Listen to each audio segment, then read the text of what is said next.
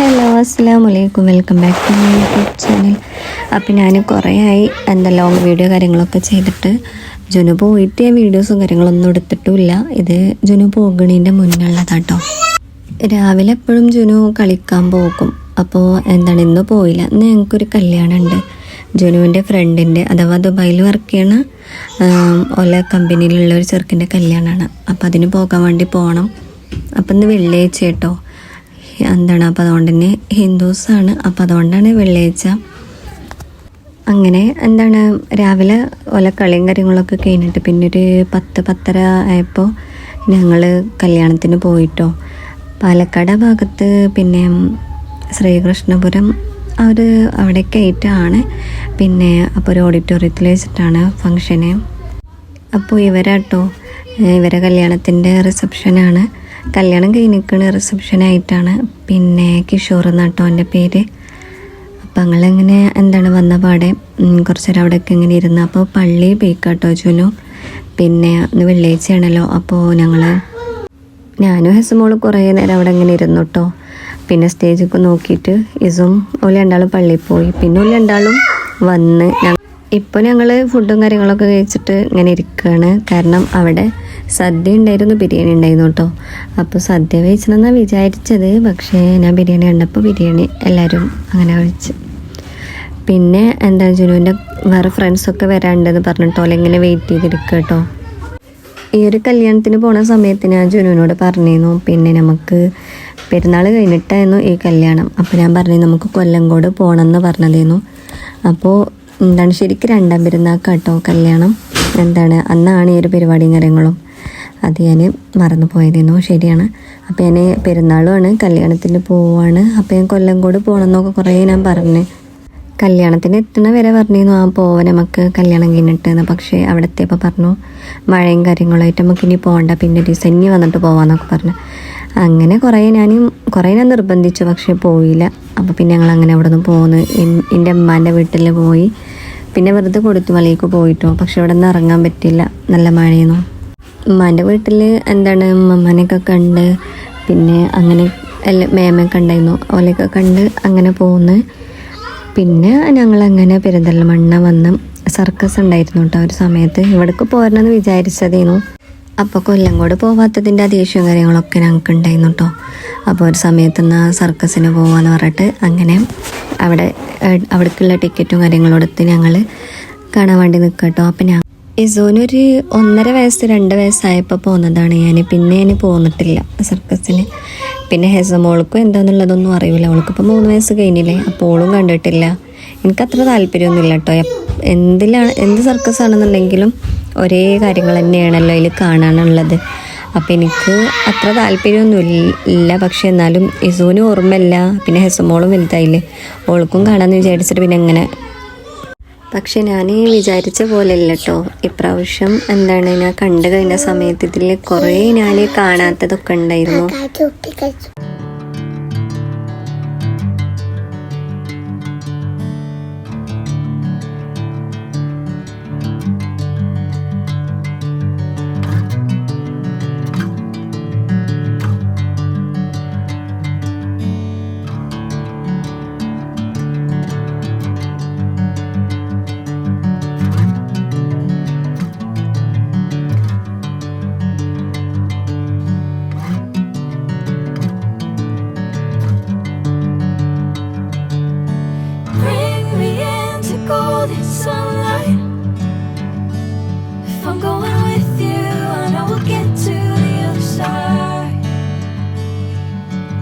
Sinking in, I know this feels right. Catching a breeze, love moving through me like a wildfire, like a wildfire.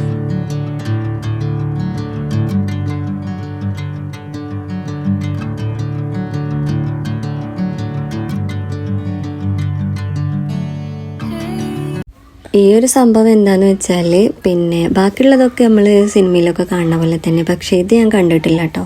ഇത് ഞാൻ ആദ്യമായിട്ട് കാണുകയാണ്. ചെറിയൊരു ടേബിളിൽ ഒരു കോണി, എന്നിട്ട് ആ പെണ്ണ് താഴത്തുനിന്ന് ഒറ്റക്ക് കോണി ആരും പിടിച്ചൊന്നും ചെയ്യണില്ല. ആ പെണ്ണ് ഒറ്റക്ക് ഇങ്ങനെ കയറി പോവാട്ടോ. പക്ഷെ 2 ആൾക്കാർ അവിടെ വീഴും. അഥവാ വീണ് കഴിഞ്ഞാൽ പിടിച്ചാനൊക്കെ ഉണ്ട്. പക്ഷെ എന്നാലും ഇത് നല്ല റിസ്ക് ഉള്ളൊരു സംഭവമായിട്ട് എനിക്ക് തോന്നി. ഇത് കണ്ടുകൊണ്ടിരിക്കുമ്പോൾ വീഴും എന്നിങ്ങനെ തോന്നും കേട്ടോ. പക്ഷെ വീഴരുതേന്നൊന്നും മനസ്സില്ല. എങ്ങനെയെങ്കിലും ഈ ടാസ്ക് അവർ കംപ്ലീറ്റ് ആക്കണത് കാണാനാണ് എല്ലാവരും വെയിറ്റ് ചെയ്യണത്. പക്ഷെ നമ്മൾ കൂടുതൽ ഇങ്ങനെ പ്രോത്സാഹിപ്പിച്ച് കഴിഞ്ഞാൽ ഓൾക്ക് അത് ചിലപ്പോൾ ചിലപ്പോൾ കാര്യങ്ങൾ കൊള്ളാവും. അപ്പം ഞാൻ ചില ആൾക്കാരൊക്കെ ഇങ്ങനെ കൈയടിക്കണുണ്ടായിരുന്നു. പക്ഷേ എൻ്റെ ഒരു അഭിപ്രായം ഇങ്ങനത്തെ ടാസ്കും കാര്യങ്ങളൊക്കെ ചെയ്യുമ്പോൾ കൈയടിക്കാതിരിക്കുകയാണ്. എല്ലാം കഴിഞ്ഞിട്ട് കൈയടിക്കുകയാണ് നല്ലത്. കാരണം ഓലെ ശ്രദ്ധ അല്ലെങ്കിൽ പോവും അത് വിചാരിച്ചിട്ട്. ശരിയാണ്, ഈ ഒരു ഇങ്ങനെയൊക്കെ ചെയ്യണമെന്നുണ്ടെങ്കിൽ പ്രാക്ടീസ് വേണം. അതൊക്കെ ശരി തന്നെയാണ്. പക്ഷെ എന്നാലും ഓല ധൈര്യം സമ്മതിച്ച്. പിന്നെന്താണെന്ന് വെച്ചാൽ എല്ലാവരും ക്യാഷിന് വേണ്ടിയിട്ട് തന്നെയല്ലേ. അപ്പോൾ ഇതൊരു ജോലിയും കാര്യങ്ങളും ആണല്ലോ. അപ്പോൾ പിന്നെ അതുപോലെ ഭംഗിയായിട്ട് ചെയ്യണം എന്നുള്ളൊരിതാണ് ഓലെ സംബന്ധിച്ച്. എന്തായാലും ആ ഒരു വ്യക്തി നല്ല രീതിയിൽ ചെയ്തിട്ടോ. അപ്പോൾ എല്ലാവർക്കും സമാധാനമായി. കാരണം പിന്നെ അത് മാത്രമല്ല, അതിന്മേൽ നിന്നിട്ട് മുകളിൽ നിന്നിട്ട് ഇങ്ങനെ റൗണ്ട് അടിച്ച് വരുന്നുണ്ട് കേട്ടോ. ആ ഒരു കോണിയിൽ ഇങ്ങനെ നടക്കുക. അത് ഭയങ്കര ഒരു നമ്മളെന്ന് വിചാരിച്ചത് അവിടെ എത്തിക്കഴിഞ്ഞാൽ അത് നിൽക്കുന്നതാണ്. പക്ഷെ അത് നിന്നില്ല. പിന്നെ ഈ ഒരു സംഭവം ഞാൻ എവിടേക്കേ ടി വിയിൽ കണ്ടിരിക്കുന്നു കേട്ടോ. എന്തൊക്കെ സ്റ്റേജ് പ്രോഗ്രാമിലൊക്കെ കണ്ടതുപോലെ എനിക്ക് തോന്നണം. പക്ഷെ എനിക്കത് അത്രതായിട്ട് തോന്നിയില്ല. പക്ഷെ എന്നാലും മെഴുകുതിരിയാണ് തോന്നുന്നത്. പിന്നെ ഓരോ കയ്യിലും കാലിലും ഒക്കെ പിടിച്ചിട്ട് ഓരോ പൊസിഷൻ കൂടെ ഇങ്ങനെ തിരിഞ്ഞ് വരിക കേട്ടോ. അതും നല്ല റിസ്ക് ആയിട്ടുള്ള തന്നെയാണ്. പക്ഷേ മറ്റേതാണ് എനിക്കൊന്നും കൂടി പേടിയായിട്ട് തോന്നിയത്.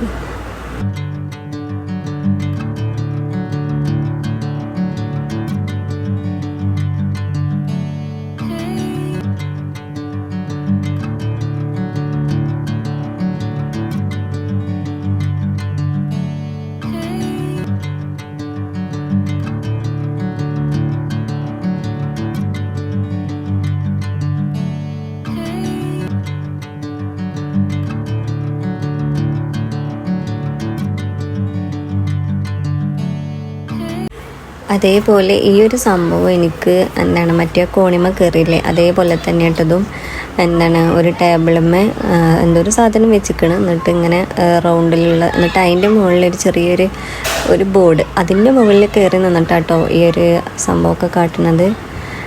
അപ്പോൾ അതിന് നമുക്ക് നല്ല ടാസ്ക്കായിട്ട് തോന്നി. പക്ഷേ അത് കഴിഞ്ഞിട്ട് പിന്നെ വേറെ ഒരാൾ കൊടുക്കുന്നുണ്ടോ, അത് 2 എണ്ണമായിട്ട് അങ്ങനെ വെക്കട്ടോ.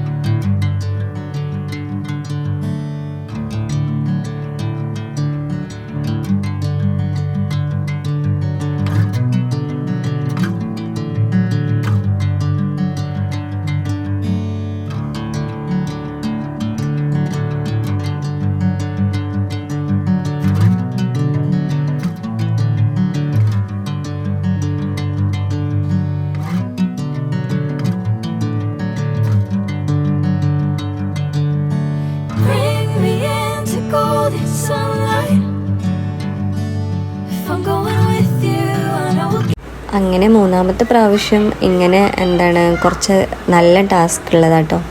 2, 3 ഒക്കെ വെച്ചിട്ടാണ് അതുമ്മ കയറി നിന്നിട്ടാട്ടോ ഓല് ഇതാക്കണത്. കണ്ടോ, ഇത് നല്ല ടാസ്ക്കാണ്, നല്ല റിസ്ക്കാണത്. പക്ഷേ എന്തായിരുന്നാലും ഓലൊക്കെ അടിപൊളിയായിട്ട് ചെയ്തിട്ടോ.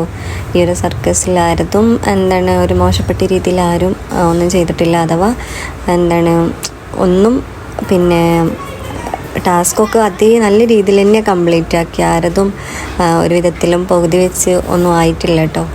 അത് ഓല അത്രയും പ്രാക്ടീസ് ഉള്ളതുകൊണ്ട് തന്നെയാണ്.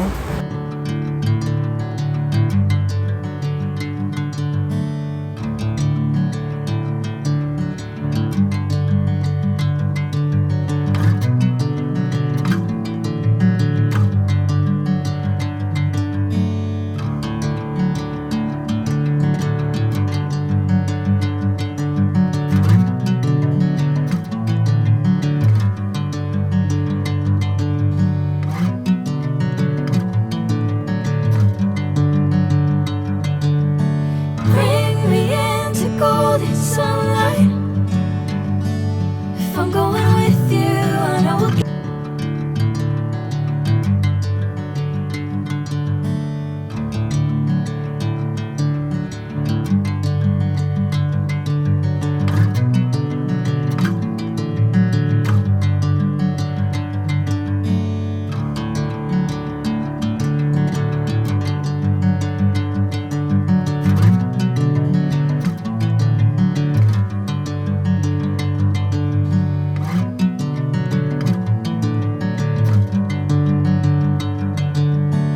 bring me into golden sunlight. If I'm going with you, I know we'll get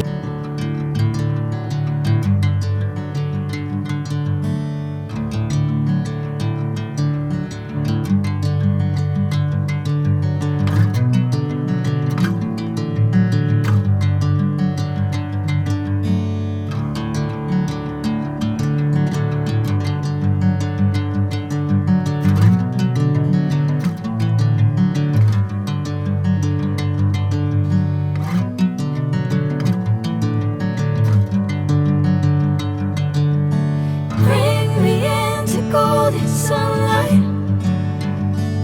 If I'm going with you, I know we'll get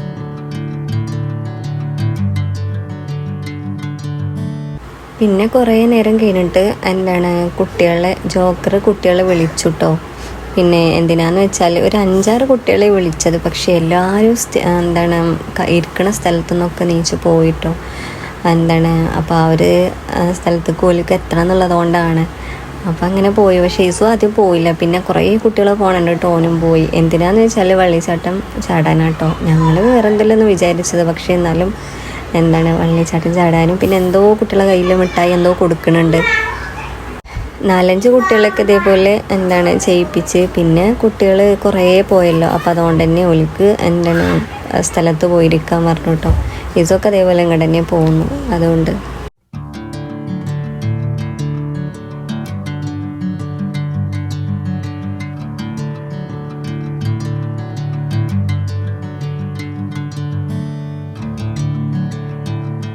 പിന്നെ ഇതൊക്കെ നമ്മൾ ടി വിയിൽ കുറേ കണ്ടതല്ലേ, അപ്പോൾ ഇതൊന്നും അത്രതായിട്ട് തോന്നിയില്ല. പക്ഷെ എന്നാലും കുഴപ്പമൊന്നുമില്ല.